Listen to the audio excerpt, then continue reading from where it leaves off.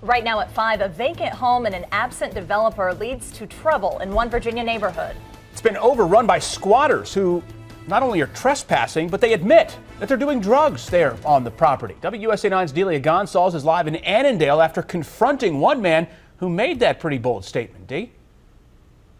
Yeah, I was pretty surprised. Right on camera, he told me he was using drugs inside this home, and he had a small marijuana joint in his hand when we talked. Now, listen, I don't know this man's name, but he does tell me he's homeless. He is one of 10 men who sleep inside of this vacant home. Neighbors say they were kicked out of a nearby shelter for using drugs, and I learned on camera that he indeed is.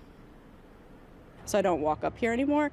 Just, at night by myself, you don't know what's going to happen. As we were interviewing this neighbor about her fears of the strange men squatting in this vacant home, we spotted a man and followed him. We're from Channel 9. Oh, from Channel 9? We've been getting complaints from neighbors that people are staying in here. Sir, some people are complaining about drug activity. All right. Is there anyone on drugs who's staying? No, basically, you ever heard of the synthetic drug MK2?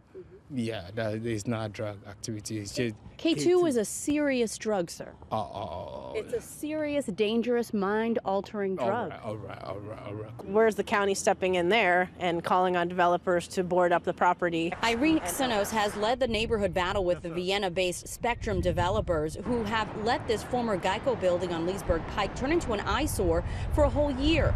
But unlike the no trespassing signs posted around this site, there are no such signs on this home and a second house around the corner, both overrun by squatters who some admit to using drugs. And while police cleared these men out without approval by the owner, police tell neighbors they can't make any arrests for trespassing.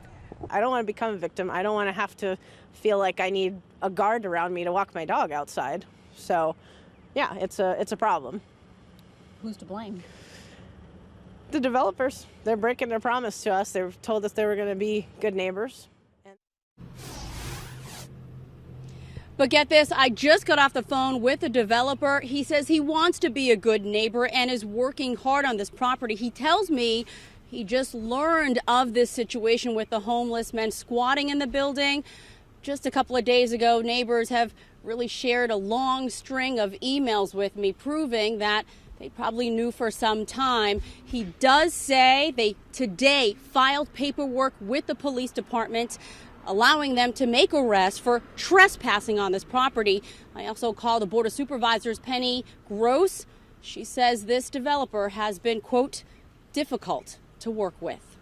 We'll tell you how it all shakes out. We're live here in Annandale. Delia Gonsalves, WUSA 9. Let's hope they can get that problem solved really quick, Dee. Thank you. Well, the developer hopes to get the necessary paperwork from Washington Gas in the next couple of days. That's what they told us. He says if that happens, they'll demolish the buildings in about 2 weeks.